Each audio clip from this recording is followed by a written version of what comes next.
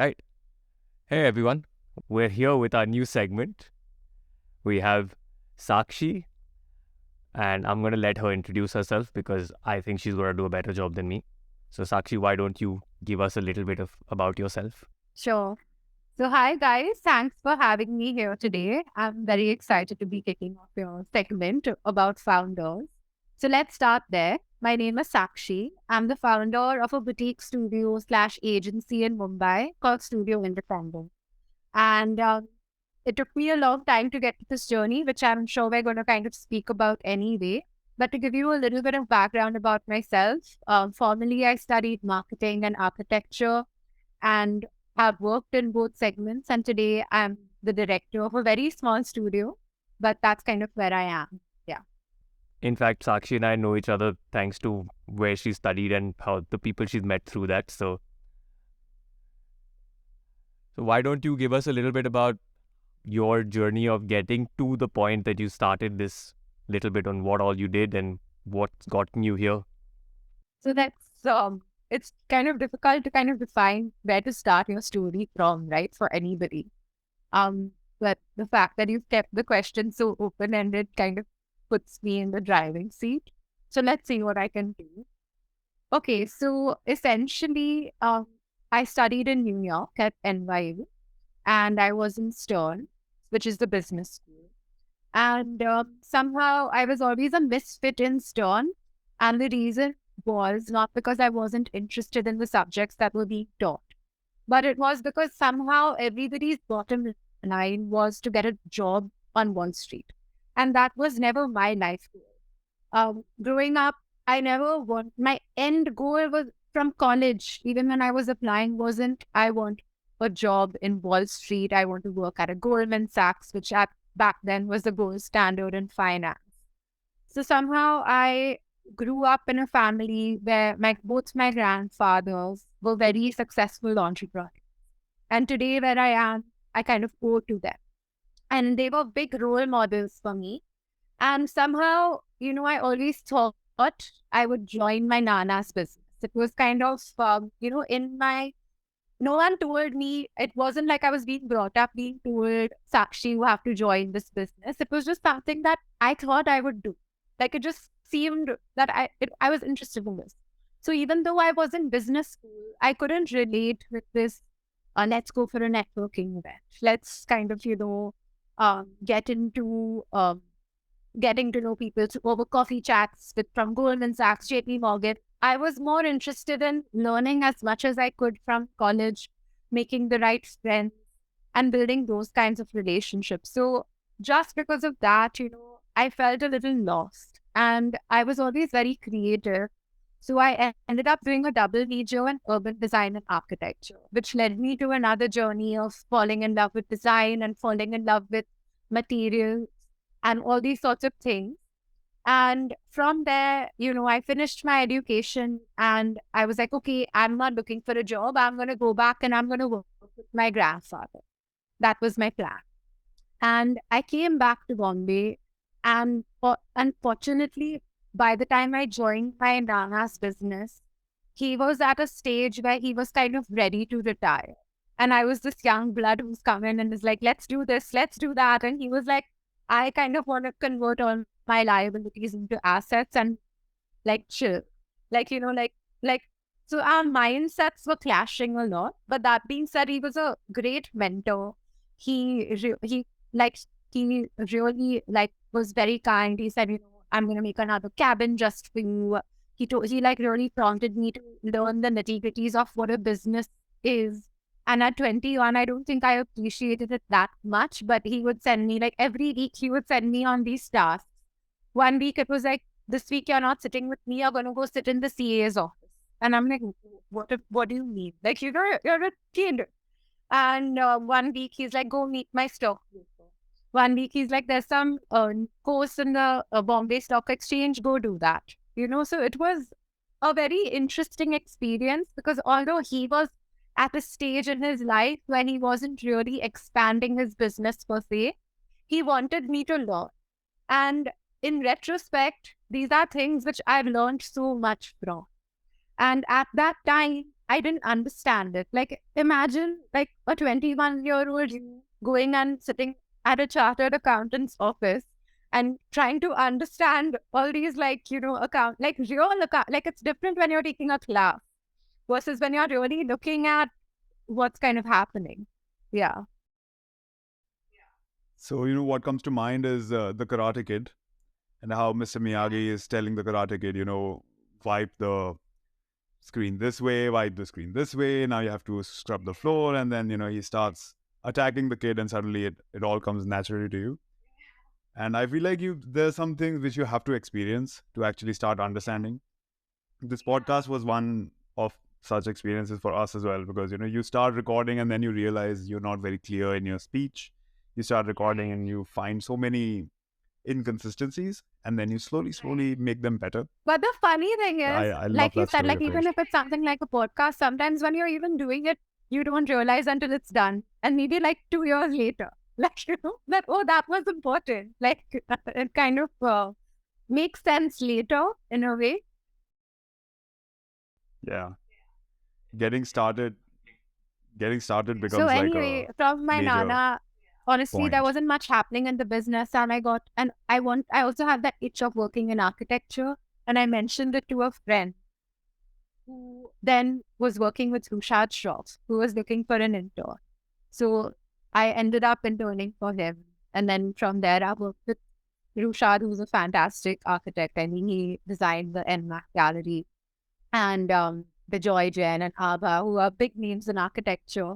But somehow, architecture, is a field where there's one main person. And for all the firms I worked in, I mean, Rushad Shroff's firm is called Rushad Shroff. Right? You don't want to be a Sakshi at a Rushad Shroff. You want to be a Sakshi. And that was kind of in my blood. Like, I wanted my own business from the start. And I would look at the people right under, like I would look at the person right under my bosses, and I would say, would I be happy in that position? And the answer was always no. So that ended with me starting my business, and I've been an entrepreneur for 3+ years, and I'm learning something new every day. And that's kind of how I got there in a way. And everything makes sense now that this year I had to pay my taxes being a proprietor of a business, with the CA, and everything kind of just everything makes sense. So I don't know how to kind of say it, but it took me so long. I'm almost 30. It's not like, it happened overnight. But yeah, I guess that's the journey in a sense.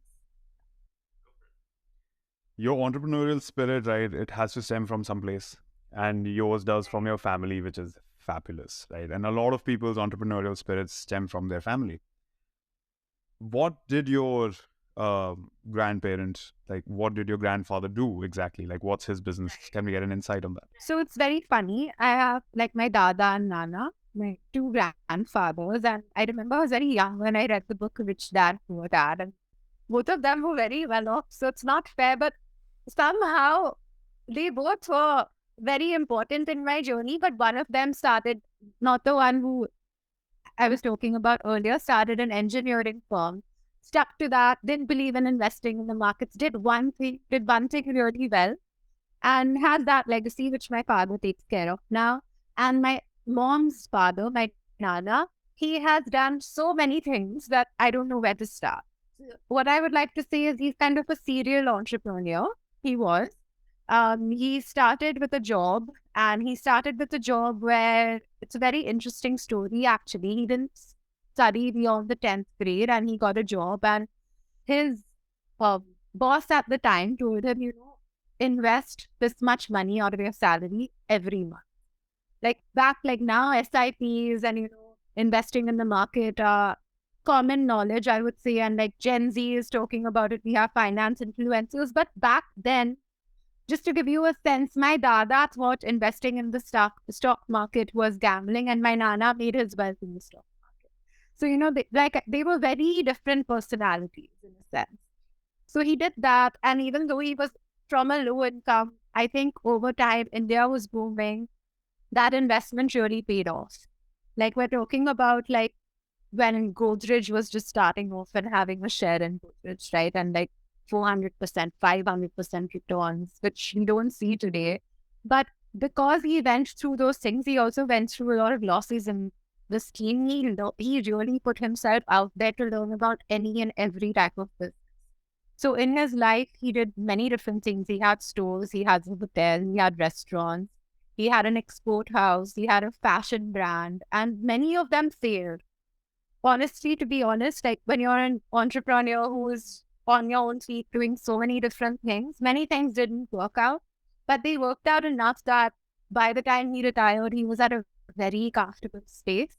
And he was always ready to try new things, which is kind of what always inspired me. And he had a parlor. Like he is literally a lot of direct to consumer businesses, but a lot of different businesses, a lot of different varieties. So in a sense, there was always something happening with him, which was very exciting for a child. Like 1 year restaurants opening, 1 year stores opening, and you're seeing all of that. So somehow very exciting. And a lot of the things I'm talking about, he ended up stopping over time because like I said, he was in that phase of moving liabilities to assets. But in his life, he's really, built an empire for himself. A lot of people say that only 10% of the businesses prosper. They don't talk about the entrepreneurs though, because when an entrepreneur goes in, get into a business, if the business doesn't do well, they don't just sit back, right? They just keep going at it. They go at the next one and the next one and the next one, irrespective of. And like that will of running into a wall and believing that it'll break, it eventually breaks. So it's awesome when you see such stories in real life, especially within your own family. But why marketing?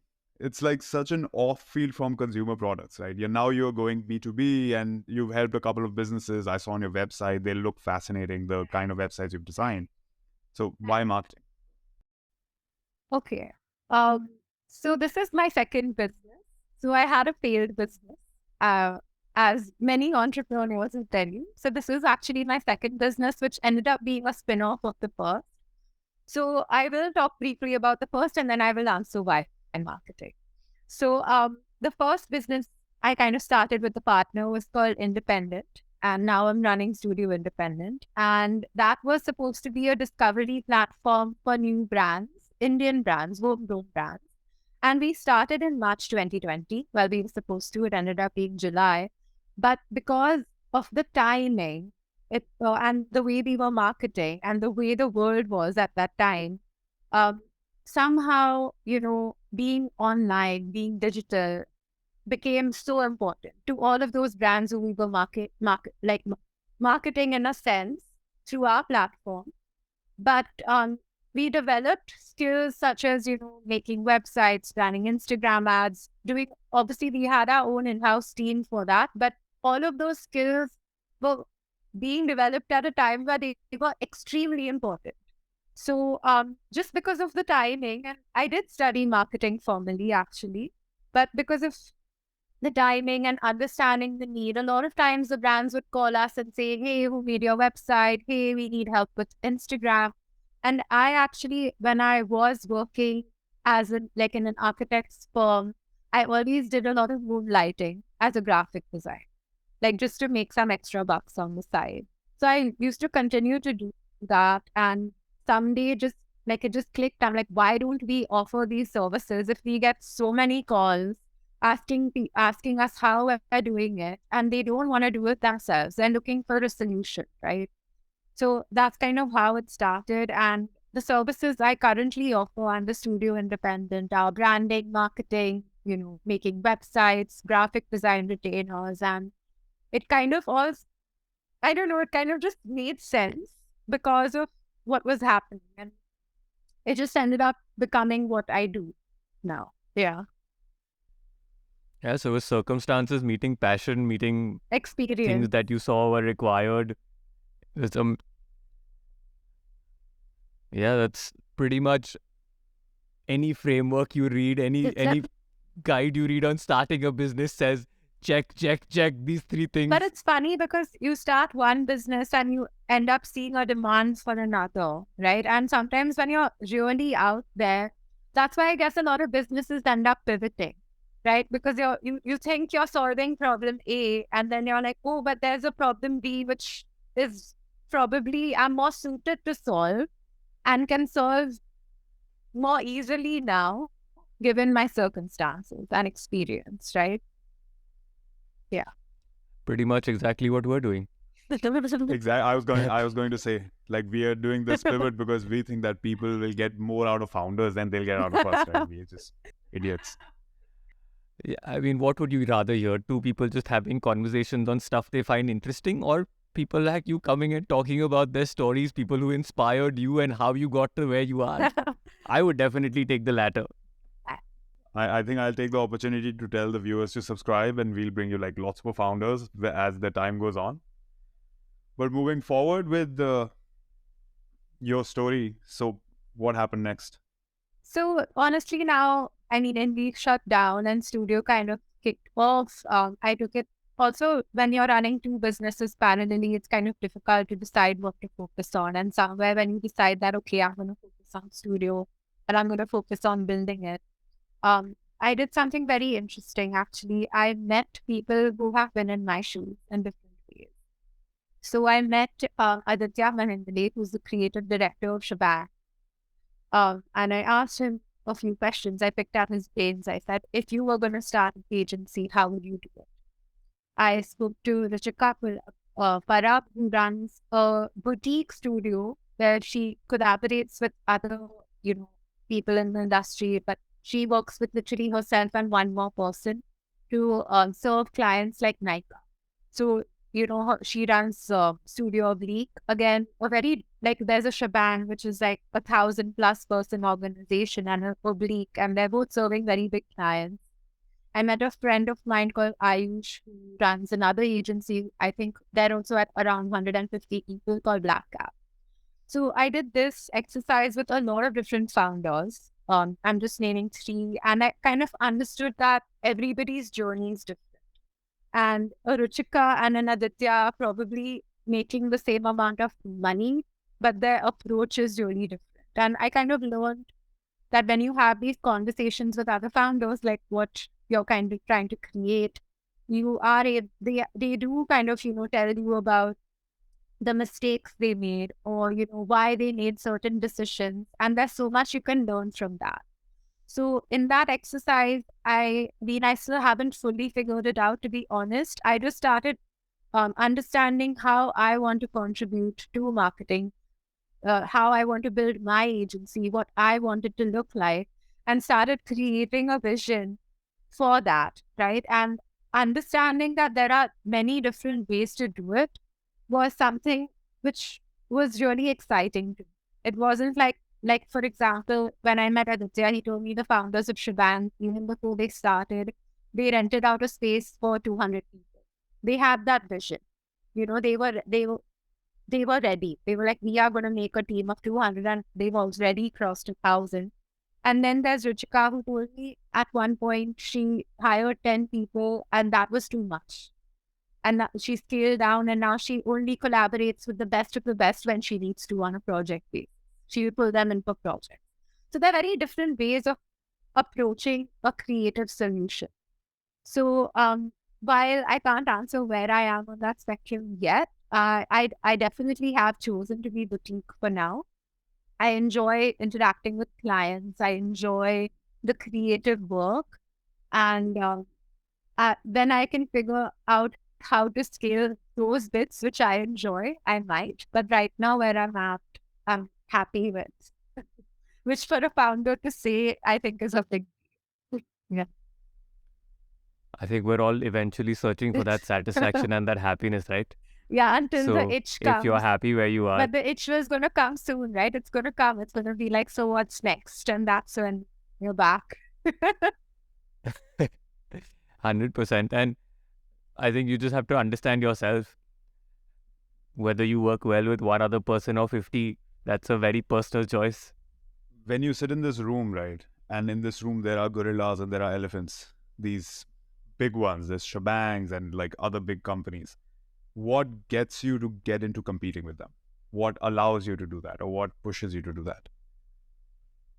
So when I started, my idea was to basically, serve entrepreneurs. It wasn't really to serve like MNCs and, take on projects of that caliber because I enjoyed the founder to founder conversations, the grassroots level entrepreneurial issues. But over time now, I mean, it's the second year of just focusing on studio.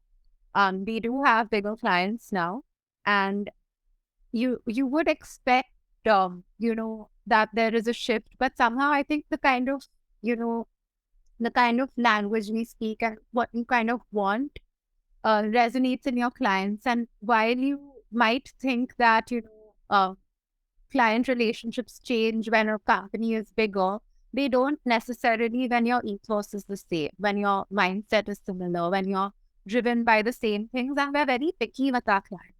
We weren't in the start, but now we are. And we make sure if we're working on a project, we're very passionate about it, or we wouldn't take it up, And there are certain kind of guiding principles which have become as a sense of become as a sense of our journey. But I mean, that being said, it's from all those learnings of working with the wrong clients, of working with the wrong people, of taking up the projects which didn't suit us. So it's all a part of that journey. And to be honest, seeing that even a Nika would work with a boutique agency when they deliver results versus a shebang makes you think that, it's possible. And it's also about then delivering quality work rather than, big scale work. So quality work can happen at all scales. Like you can do quality work for a really small company and you can do it for a really big company. So I don't know if that answers the question, but I think what I was trying to say is there's room for everyone. That's at least what I do. What I heard was that you value passion, right? And you value these entrepreneurs who are coming into their companies with a lot of passion, a lot of will to succeed in what they're trying to do, which reflects on your own personality because you are passionate about what you're doing. If you were to define your, like, let's call it an avatar, right? Let's call your user an avatar, or let's call your customer an avatar. If you were to define them in a more intricate manner, how would you do that? Sure. So I mean, like almost like putting down what your ideal client is, right? So definitely somebody who really cares about their business, who has clear goals, and who has a vision. So whenever I take on a client, we always do discovery calls, whichever service we are kind of, going for. We do a session where we ask them a set of questions. And a lot of the questions are about their goals. A lot of questions are about how they see the issues with their current scenario, like their status quo. So we can understand even if we can make a difference, right? Sometimes there could be very unrealistic ways of looking at problems. So I mean, there needs to be some kind of sync in a client and service business, and that is very important. And three questions I ask every client are: where do you see your business in 6 months? Where do you see your business in 2 years? And where do you see your business in 5 years? And even if they don't have the answer to those questions, I make sure they give me those answers. Because if they are not somebody who's looking at a long-term business, I generally don't like working. I need if I'm building something with somebody, I need to understand that they have that vision. Because of because we don't work for like 2 months and hope for miracles, right? It takes time to build something. Yeah, you have to find some reason to fuel your passion. And if you are working with someone who is passionate about something, they are going to have a vision. It's not going to be like, oh, yeah, this is a short term thing, we'll see. It's usually has a more intricate thing than that. I think if you're not chasing like a goalpost, before you can move it, you need to have it in there. It needs to be there in the But first it's place. so funny. It's definite, like, and it's for certain that your vision is going to change, right? Like my vision is going to change, your vision is going to change, your wording changes every day. But just I think having a vision gives you a sense of belief, you know. and a sense of direction. So in my discovery session, I will always ask that question. And if they don't have the answer, I'll say, you think about it and tell. And that's very fair. And that's a great answer because you want to work with certain kind of people who are on your wavelength, who you can add value to. Another question that gets added to that list, other than just focusing on them, is how do I create value for them, right? And that becomes the major point in all of this. But I think it's a fascinating journey that you've come on to.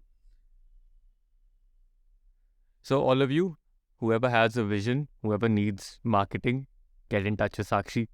We will leave her email and things like that down in the description. So get in touch with her. Oh, definitely. Would you like to talk about some of your projects, something that you took up that you enjoyed, an example of the question answer session that you have with your people? Projects I enjoyed. I am really enjoying one project I'm working on right now, which is branding for a store in Goa, or like a store. So and a cafe. I'm really excited about that.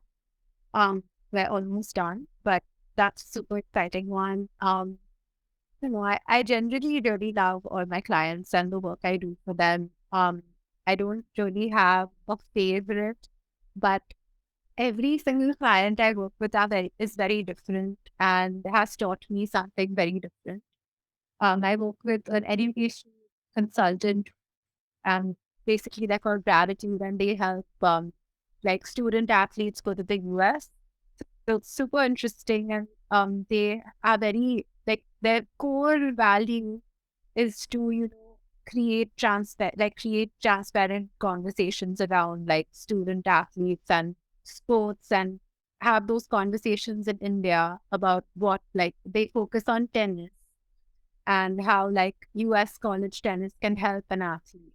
So it's very interesting, and I think I've learned so much about many different types of businesses in my journey, and I'm extremely grateful for it. Um, Exciting projects I've worked on, like I've done a website for a clean tech firm, which was fantastic. It was something new, learning something new about. We do a lot of graphic design for a client in New Zealand. And that's really exciting because we end up working on international decks from all over the world, from Belgrade to Riyadh. And that's super exciting and kind of just happened. And I've done a website and branding for somebody in London. And I think that being said, like what's really exciting about the new world is that, you can be in India and be working with somebody in New Zealand or the UK or Canada or the US. And like right now you're in Canada and I'm in India and we're having this conversation. The world has somehow become smaller. And I really find that exciting. And I do want to explore more international opportunities, not because of any other reason, but because to expand my mind and to know that it's possible in a sense. We talk about this concept of the Pandora's box, and the Pandora's box comes with a lot of devils and a lot of negativity. But inside, at the end of the day, there's this little thing called hope. So during COVID, that hope was this world getting smaller, the technology boom happening like instantaneously and unconditionally. It was so required. And it helps businesses, it helps people like us who can start a podcast immediately, because this was another industry that boomed, and yours was a huge industry that boomed, like the marketing space, especially digital marketing side of it really boomed. We like to talk about this concept of debt, right? We call it ignorance debt. So if someone starts your company today, because a lot of people are doing freelance in this space as well.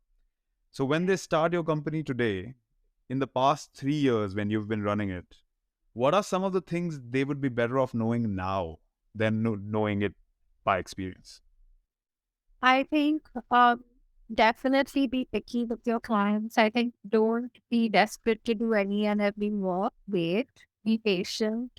That would be a number one. Number two would be, in any entrepreneurial journey, I think there's a lot of self-doubt and loneliness which comes in, which can affect your mindset. So definitely work on your mindset, work on knowing, like having the confidence in yourself. No boss is going to come and tell me good. You have to kind of have that confidence that your work is good. You have to have that sensibility that you can do it. And that has to come from within. And it's not easy, right? So you need to work on it. Because there are days where you have an imposter syndrome. And it's like, what am I doing? Do I even know what I'm doing? Who am I to do this in a sense? But you've got to have that self-belief. And that's for any entrepreneur, whether in digital marketing, whether in graphic design or in anything at all. I think if you decide to get on a journey, you have to believe it. Whether it succeeds or fails a second, you just got to have that self-belief. And the third thing is work with people who value you. I think I get a lot of calls, when I run ads for my business and, people say, oh, I can get a logo done for 1,000 rupees. And, it's like, okay, so we're definitely not the right match because you're not valuing, forget me, you're not valuing what I'm providing as a service. So you have to find people who value what you're providing. And you have to, for that, believe you're providing value. And for that, know that you're not desperate to do anything and everything just for money. I read it somewhere that if you work because you enjoy what you're doing and not by constantly looking at the money coming in, the money will come. And over time, I can tell you that that's true. And of course, I've been there. Like I've been there. I've done projects for anything and everything. We've all been there. But if you're starting out, know your value, believe in yourself, and work with the right people. It's that Three Idiots quote, right? It's run after excellence and success will chase you. That kind of a mindset becomes more important when you're an entrepreneur, it seems like, from your experience. Yeah. And you have to believe in yourself. You have to wake up in the morning and you have to say, I can handle it. I can do this. I can build this. And it's not easy. Of course, it's not easy. There are days where you're like, I can't do this. But you got to tell yourself you can. Sakshi, just another thing, when you talk about working with, people internationally and all, have cultures or have people's inherent natures affected the design process or the way you would approach a certain client? That's a very interesting question. So one of the things we work on with our client in New Zealand is we create pitch decks for a brand. Like it's a confidential thing, but we create pitch decks which are, almost like presentations which are very contextual to the places they're going to be applied to. So I mentioned the Belgrade or Riyadh, we've done one for Kuala Lumpur, we've done one for Budapest. And they're very similar briefs in a sense, and they're actually related to food. So, but yeah, we do even in these few projects, like when we're designing the pitch deck, they were very much created with a sense of place, which led us to do a lot of research on each place, colors which work there, food which is work there, the architecture, and, bringing in all of that, all of those kinds of, elements into play in our design. And that being said, I think there are two ways of looking at it. One is that, with the advent of this technology, internet, the world becoming smaller, in a sense, like our skills or our design sensibility is becoming universal, like design trends, like, what you see on Pinterest, like everybody in the world can see them. But there's also all that history of a place, languages of a place, the sensibility of a place, which makes it what it is, which are very distinct. So somewhere, in those particular projects, those two came together. So it was like we have a framework which is kind of universal, but then we adapt it to those cultures in a sense. And what makes it interesting is that adaptation. So definitely you have to consider the different types of clients, especially internationally, that you're working with. And when you get the opportunity to bring in that cultural factor, it's so much more interesting. Rather than, like something which could be anywhere, which sometimes is also interesting, but rather than something which is very contextual. So I don't, again, I think I don't know if I answered the question directly, but I tried. Yeah, so basically just a bit of your own with a bit of that person's sensibilities, and you find the mix. You find the mix, but there's definitely research that goes into it as well, especially when you have not been there. Especially when, like, I mean, there are, like, we're very lucky. We've all traveled extensively. We've studied abroad. We've grown up in India. And that by itself is a lot, and then interacting with new cultures is also very interesting. Like, I mean, my client in New Zealand, she'll say some words which I've never heard, and then I'll be Googling them, like, what does this word mean? Just to understand um, the context. And I think that's an important word, context. Yeah. Dude, we had Akhil and I recently had this thing for Hindi. We were both using words.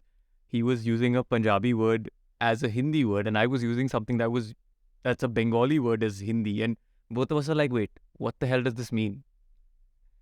So I can only And that's from the same exactly. country, by the way. Like now imagine like having Yeah, cross-border so there are communication times with when I people. have to ask clients, like, yeah, sometimes Google will do it, but I will eat by this because some things can get lost in translation. And I think a year back I would be embarrassed too, but now I just ask it. I'm like, what do you mean? Yeah, you'd rather have the clarity than the You know, we did this the episode on awkwardness Simon Yeah. Sinek. and But it We comes did with this also episode on being Simon Sinek. confident in yourself. And that is the most important thing, according to me, in entrepreneurial or any journey, like whatever you're doing, whether you have a job or whether you're doing nothing, just believe in yourself. Like,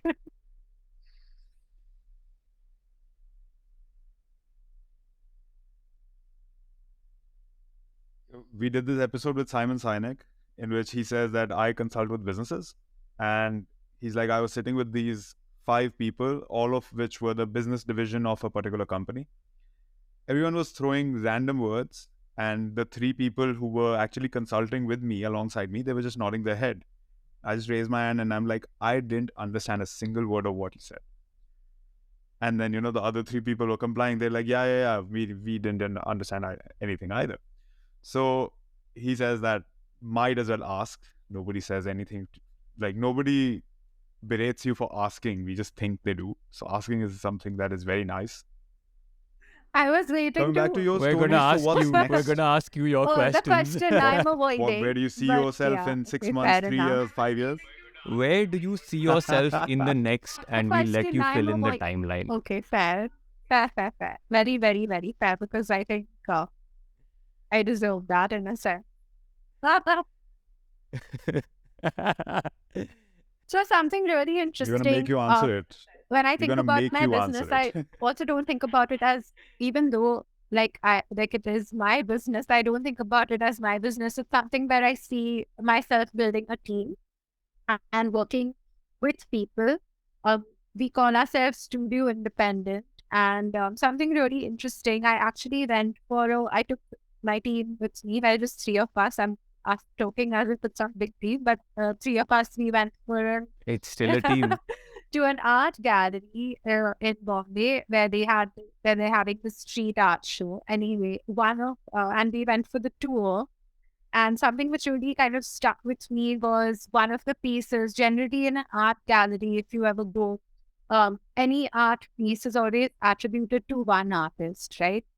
And it's the same thing in architecture. And like this piece in multimedia art. It was like a GIF, and it was attributed to a studio. And that really stuck with me that, like there are many times like I can say like, okay, I designed this myself and I am Sakshi. Like I've spoken about the architects I've worked with, 2 of them run their practices by their names, and that was a way of working. And it is. But for my business, I see it as somehow a more collaborative space. I would rather give the studio credit than Sakshi Bhoolabhai. And I would like to, even if it's not my own studio, that kind of a movement where you give people, like, you acknowledge collaboration and you give people collective credit somehow.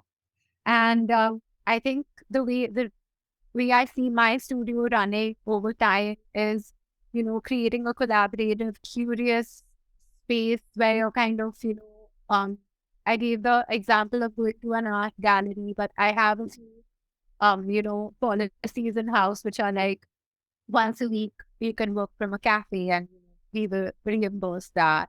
You know, go for a cultural event, go and kind of experience things. And those are obviously very like HR related policies. But I think what I'm trying to say is that when I see it growing, I just don't see it growing in terms of numbers or in terms of number of employees. What I'm kind of seeing is a culture and a sense that, you spend so much time at work. So you stay creative through your work, you stay curious through your work, and you keep that passion alive. It's very easy to show up every day and, finish the tasks of the day, but bringing in that creativity, bringing in that curiosity, I want those things to be a very, very big part of studio. I think I always want to work with entrepreneurs. I want to see, people we work with build big businesses. And those are the kinds of things I want to do. So in 5 years, I would love to see a team who is as passionate about these things as I am and, wants to kind of keep up a curious, creative culture and has that passion to work with entrepreneurs. And I would love to see people I'm working with really make waves. So, yes. Okay. That was a very Okay.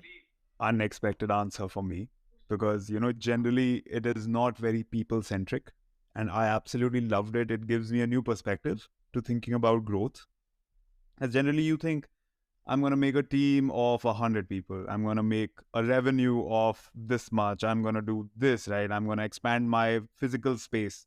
It's all very business centric and very capital centric. But your answer is so Thank you. I think that's the people and advantage passion of centric. It is passionate amazing. people. Like, I love the You answer. get It was a answers new that answer for surprise me. you. You get perspectives that surprise you, and that in itself is the reason why we're doing this. So to be honest, yeah, in terms of people and in terms of growing my team, like there are a few things. Like, I mean, I don't know the numbers, which I like in terms like I want 100 people, but I do want to make sure they're always paid above industry standards. I want to make sure it's um good quality work, and I want to make sure it's always going to be collaborative.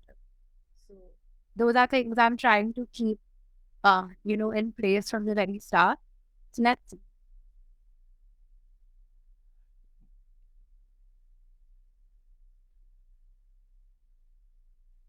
Prior to this, just before beginning this call, she was telling us that she's a pessimist and she's not been very optimistic about life, and maybe we can rub some optimism onto her.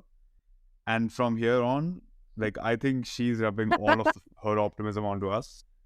And your careers page is going to blow up after the In a podcast world where because we're everybody all so would want to work in selfish, in such the a world positive where and such a nice the workspace, texts like the Bhagavad Gita and all are like, get away from this I and this my and this whole me, get away from it. Here, you have your ideal in front of you. This person is literally telling you, I want to do everything as a we. I want to make things collaborative. And I don't think there can be anything better than that. So love the spirit, Sakshi. Thanks. And yeah, I don't see where, if this is pessimistic, Akhil, what was optimistic? let's just say you go through learnings in life and Yeah, they God only teach you knows, man. things. Yeah. I'm just going to ask another very generic question though. What brought about the name Studio Independent? It doesn't really give off that marketing agency vibe. So what inspired that? It's so very funny. So the first business I spoke about that was called Independent, and it was all about wanting to, work with independent creators. So the word independent, that was indie, and we kind of took independent from there. And one of the jobs I had was with a architecture firm called Studio Mumbai, run by Bijoy Jain, and he's a childhood friend of my father's. And I always looked up to his studio. And when I used to work there, we used to call it studio. We used to say we're reaching studio, and it was like Studio Mumbai. And I just loved the idea of calling it studio instead of office. Like I just loved it. I was like, this is so much cooler than saying I'm going to office. It's like I'm going to the studio. So I just loved that word. And back when I thought I might be an architect, I had merged my grandmom's name to Kamal and Maya. So Studio Independent was for Studio Kamaya. And then kind of became Studio Independent. But I just wanted the word studio because I love the idea of like an artist studio going and creating something in a space rather than, going to office. But I mean, there are different ways, right? Like a creative person versus like maybe a very business oriented person might like office. So I'm not saying office is bad. It just doesn't work for you, and that's perfectly fine. Yeah. I just found it very cool. So I was like, I also put like a studio.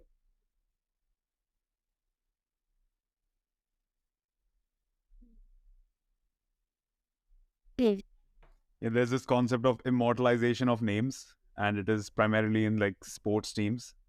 So when we talk about Manchester United, we are like Manchester United has beaten this team 50 times over the past 80 years or whatever the numbers are, right?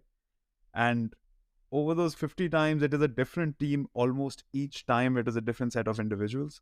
But that word gets immortalized. So hopefully, you can immortalize your studio Yeah, independent that would be name, cool and for it sure. can live separately from you, and it can live for a long, long time in the future. And we like to add I guess anything just at the believe in end, it. some Like, just believe words in of wisdom yourself, believe right at in the your end. idea, pivot if you need to, and just believe things will work out. And I think they should. Awesome. Thank you so much, Sakshi. There's a lot for us to learn from that, and hopefully, all of you guys watching can take a few snippets here and there. So, thank you so much, Sakshi, for being the first person we have on this pivoted thought bistro. First of many amazing founders that are going to be here. Good luck. Hopefully, we can get your community here, and we can get you a lot of different people's community, and we can. That would be awesome. That would be really awesome. I'm looking forward.